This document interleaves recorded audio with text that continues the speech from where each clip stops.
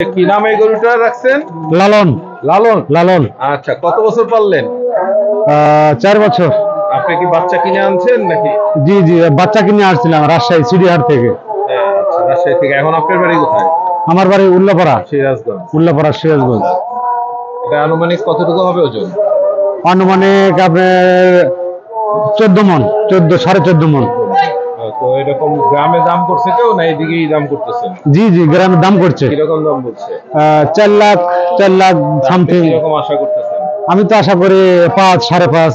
আচ্ছা, ঠিক আছে, আপনার আশা পূরণ হোক, আমরা দোয়া করি। এবং সবাই যাতে গরুগুলো বিক্রি করে বাড়িতে যেতে পারেন, কারণ এত কষ্ট করে আনছেন, এগুলো লালন পালনের অনেক কষ্ট।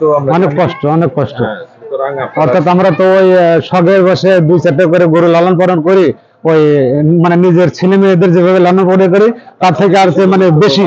সুন্দর কথা বলছেন। সুন্দর। আসলে যারা এইসব গরু, ছাগল, হাঁস, মুরগি যেই পালে খুব যত্ন সহকারে পালে, তারা নিজেদের বাচ্চাদের মতোই পালে। তারা যারা কষ্ট না পায়, খাবার না পায়, এরকম মনে হয়। এদিকে সবাই খেয়াল রাখে।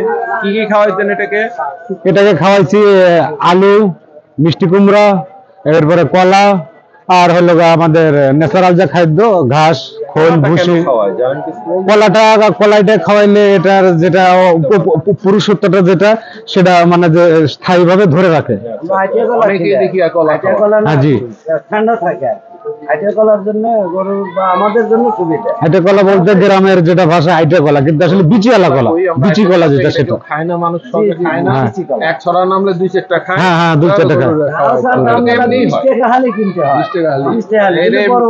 এমনিই হয়।